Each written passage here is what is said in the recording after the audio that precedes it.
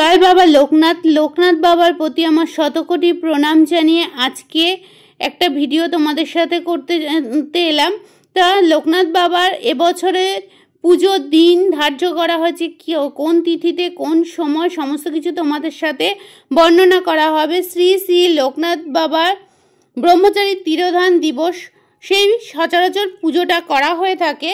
দুটো দিন থাকে লোকনাথ পুজো, সারা বছর করলেও কিন্তু দুটো দিন ধার্য করা থাকে। একটা হচ্ছে জন্মাষ্টমীর দিন, যেটা লোকনাথ বাবার জন্মতিথি, আর একটা থাকে তিরোধান দিবস। এই দুটো তিথিতেই কিন্তু লোকনাথ বাবার পুজো করা হয়। সারা বছর করলেও এই দুটো তিথিতে কিন্তু লোকনাথ বাবাকে আমরা স্মরণ করে থাকি। সারা বছর স্মরণ করলেও এই নির্দিষ্ট দিনগুলোতে আমরা কিন্তু বাবাকে নানান ভাবে আমরা পুজো করার চেষ্টা করি। তো চলো, লোকনাথ বাবার জন্মস্থান হচ্ছে আমাদের এই শহরে, মানে কাছে পিঠে, উত্তর 24 পরগনা জেলার চাকলার কচুয়াতে বাবার জন্মস্থান বলে কথিত আছে। তো এইখানে কিন্তু বাবার অনেক বড় মন্দির আছে, সেখানে কিন্তু সারা বছর পুজো হলেও কিন্তু এই লোকনাথ পুজোতে বিশেষভাবে পুজো করা হয়।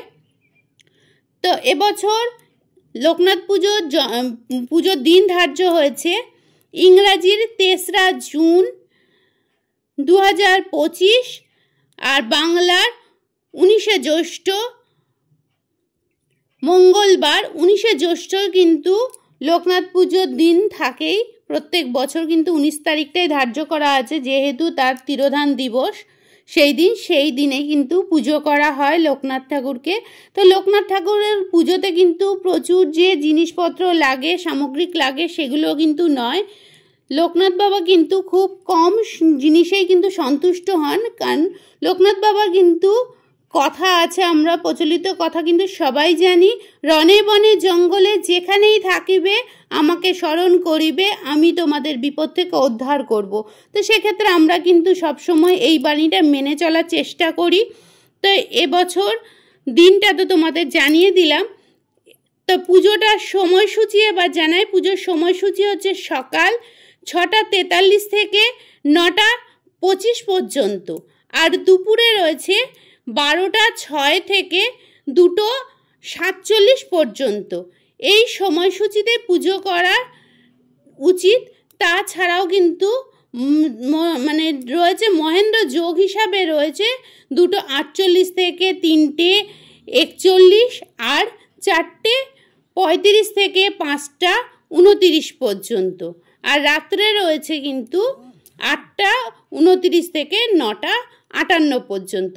এই সময় কিন্তু পুজোর মূল সময়। তো এবার আমরা পুজো কিভাবে করব সেগুলোই কিন্তু তোমাদের সামনে তুলে ধরার চেষ্টা করব। তো প্রথমে কিন্তু আমরা ঠাকুরের আসন প্রস্তুত করে নেব। সেখানে কিন্তু পরিষ্কার করে, যেখানে আমরা বাবাকে পুজো করব সেই জায়গাটা কিন্তু আমরা পরিষ্কার করে সাদা কাপড় দেব, কারণ লোকনাথ বাবা কিন্তু সাদা জিনিস বেশি পছন্দ করেন। তো লোকনাথ বাবার আসনে সাদা জিনিস পাতবো। তারপরে লোকনাথ পুজো করার আগে কিন্তু অবশ্যই আমরা শিব পুজো করব, কারণ আমরা জানি লোকনাথ বাবা কিন্তু শিবের অবতরণ বলে মনে করা হয়। তো শিব পুজো করে আমরা লোকনাথ পুজো শুরু করব। তো লোকনাথ পুজো শুরু করার সময় আমরা কিন্তু পুজোর সময় ঠাকুরকে প্রতিষ্ঠা করার পরে ঠাকুরকে স্নান করাবো। আমরা দুধ, গঙ্গা জল, মধু, অর্ঘ্য সমস্ত কিছু দিয়ে কিন্তু গঙ্গা জল রেডি করে আমরা ঠাকুরকে স্নান করাবো অবশ্যই।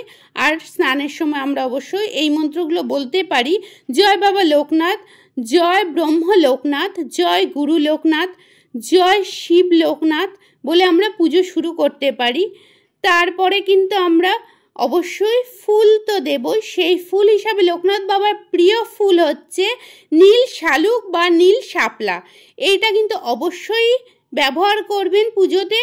আর তাছাড়া সাদা ফুল, বেলপাতা দিয়ে কিন্তু ঠাকুরের পুজো অবশ্যই করবেন। আর ঠাকুরের প্রিয় ফল, মানে ঠাকুরকে অবশ্যই কিন্তু এই পুজোতে তালশাঁস আর কালো জাম দেবেন। তারপরে আম, লিচু যেটা সম্ভব, আর যে কোনো ফল দিয়ে আপনারা পুজো করতে পারেন, তবে তালশাঁস আর কালো জামটা কিন্তু অবশ্যই দেবেন। ঠাকুরকে ভোগ নিবেদন করতে হলে কিন্তু খিচুড়ি, পাঁচ তরকারি, ভাজা যাই দেন না কেন সাথে কিন্তু সাদা অন্ন অবশ্যই দেবেন, কারণ সাদা অন্নটা কিন্তু দিতেই হয়। সাথে কিন্তু একটা আলু সেদ্ধ দেবেন, সমস্ত কিছুর সাথে কিন্তু এগুলো দেবেন। তারপরে লুচি তরকারি যা দেওয়া সম্ভব দেবেন, আর পায়েস দেবেন। লোকনাথ বাবা কিন্তু পায়েস পছন্দ করে। তো যেটুকু সম্ভব যার যেরকম সামর্থ্য সেই অনুযায়ী কিন্তু বাবাকে পুজো করবেন। আর মিষ্টি হিসাবে দেবেন, সাদা মিষ্টি তো অবশ্যই দেবেন। আর লোকনাথ পুজোতে কিন্তু মিছরি আর মাখন অবশ্যই দেবেন, সেটা এমনি মিছরি বা তাল মিছরি যে কোনো মিছরি হতে পারে। আর সেই মিছরি আর মাখন কিন্তু বাচ্চাদের মধ্যে পুজোর পরে বিতরণ করবেন। তা এই সমস্ত কিছু সামান্য উপকরণ দিয়েই কিন্তু বাবার পুজো করা সম্ভব। এক মনে যদি আমরা যে কোনো ঠাকুরকেই ডাকি বা লোকনাথকে ডাকি, তার মনস্কামনা অবশ্যই ঠাকুর আমাদের পূর্ণ করবেন। ঠাকুরকে নিজের মতো করে আমরা যদি নিজের সামর্থ্য অনুযায়ী পুজো করি, সেটাতে কিন্তু ঠাকুর সন্তুষ্ট হন। তো এইভাবেই কিন্তু আমরা পুজো করব। আর পুজোর সময়সূচিগুলো কিন্তু তোমাদের সামনে বলে দিলাম অবশ্যই। তো এর থেকে যেটুকু সম্ভব সেটুকু তোমাদের সামনে আমি তুলে ধরলাম। এবছরে পুজোর সময়সূচি, কিভাবে পুজো করবে, সমস্ত নিয়মগুলোই কিন্তু বললাম। আর পুজোর কিন্তু লোকনাথ বাবার পুজোর কিন্তু একটা বীজ মন্ত্র আছে, অবশ্যই কিন্তু এই বীজ মন্ত্রটা জপ করবেন। ওং লোকনাথায় নমঃ বলে কিন্তু ঠাকুরের পুজো করবেন। তারপরে ঠাকুরের পাঁচালি পড়বেন, পড়ে কিন্তু প্রসাদ সবার মধ্যে কিন্তু বিতরণ করে দেওয়ার চেষ্টা করবেন। যেটুকু সম্ভব সেটুকু বিতরণ করবেন। এতে কিন্তু লোকনাথ বাবা সন্তুষ্ট হয়। লোকনাথ বাবার প্রসাদ বিতরণ করলে কিন্তু সংসারের অনেক মঙ্গল হয়। অবশ্যই সেই মঙ্গল, সংসারের মঙ্গল কামনার্থেই আমরা পুজো করি। এইভাবেই কিন্তু বাবা লোকনাথের পুজো আমরা করব, স্মরণ করব এবছর। তো সবাই সেইভাবেই পুজো করার চেষ্টা করো, যার যেভাবে সামর্থ্য। তো এটাই কিন্তু আজকে আমার জানানোর ছিল। লোকনাথ পুজো যেটুকু আমি জানি সেটুকুই কিন্তু তোমাদের সামনে তুলে ধরলাম। এবং এর থেকে যদি আমার কোনো ভুল ত্রুটি হয়ে থাকে সেটাও কিন্তু আমাকে কমেন্ট করে জানিয়ে যেও, কারণ আমরা সবাই কিন্তু সব কিছু জানি না। তার মধ্যে হয়তো আমি কিছু ঠিক কিছু ভুল বলেছি, ক্ষমা প্রার্থী। যদি ভুল বলে থাকি সেগুলো কিন্তু একটু আমাকে ধরিয়ে দেওয়ার চেষ্টা করবেন কমেন্টের মাধ্যমে।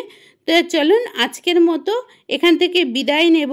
লোকনাথ পুজো আগামীকাল সবাই ভালোভাবে কাটান, সুস্থভাবে কাটান। প্রত্যেকের সংসারের মঙ্গল কামনা করুন বাবার কাছে, প্রত্যেকের স্বাস্থ্য সুস্থ কামনা করুন। সমস্ত কিছু কামনা করে যে যার বাড়িতে যেভাবে সম্ভব পুজো সম্পূর্ণ করুন। আজকের মতো আমি এখান থেকে বিদায় নিচ্ছি।